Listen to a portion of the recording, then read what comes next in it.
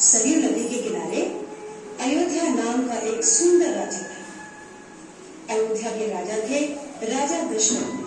उनकी 3 रानियां और 4 पुत्र थे, राम, लक्ष्मण, भरत और शत्रुघ्न।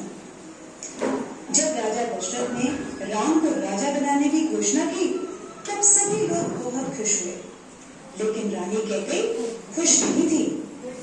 महाराज, क्या आपको याद है आपने मुझे 2 वचन दिए थे? आज उन वचनों को पूरा करने का समय आ गया है। मेरा पुत्र भरत राजा बने और राम 14 वर्ष के वनवास हो जाए।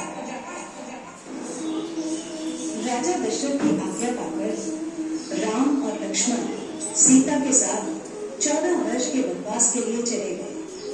पंचवटी में सीता माता ने एक सुनहरे रंग के मृग को देखा। रंग सुनहरा मृग अति सुंदर, सीता मन को भाए, कोई जाए इस मृग को अति शीघ्र ले आए। सीता माता की इस बात को सुनकर श्री राम मृग की खोज में जंगल की ओर निकल गए। बहुत देर हो गई, प्रभु राम अभी तक लौटे नहीं। लक्ष्मण,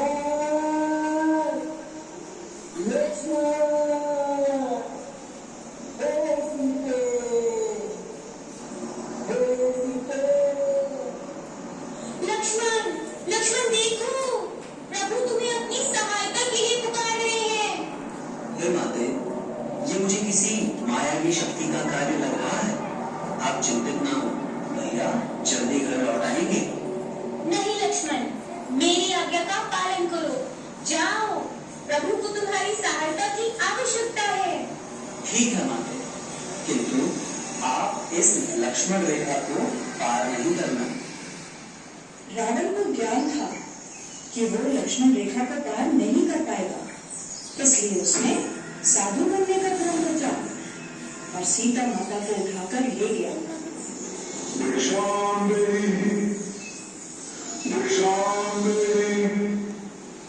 हे मुनिवर, भिक्षा स्वीकार कीजिए।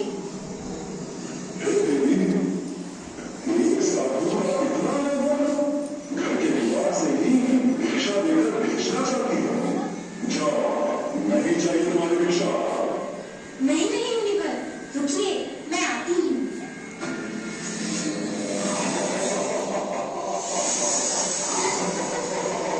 बचाओ, बचाओ, बचाओ। प्रभु राम, बचाओ, बचाओ।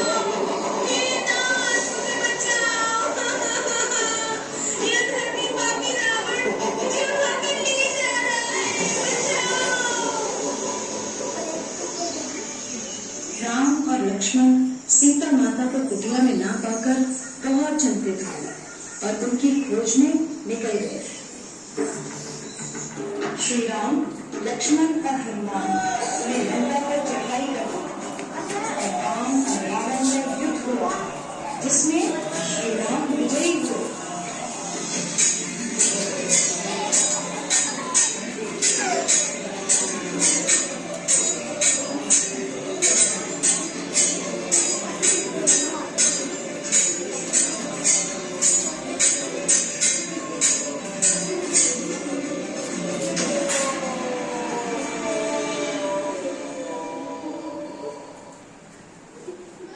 इसलिए इस दिन को विजयदशमी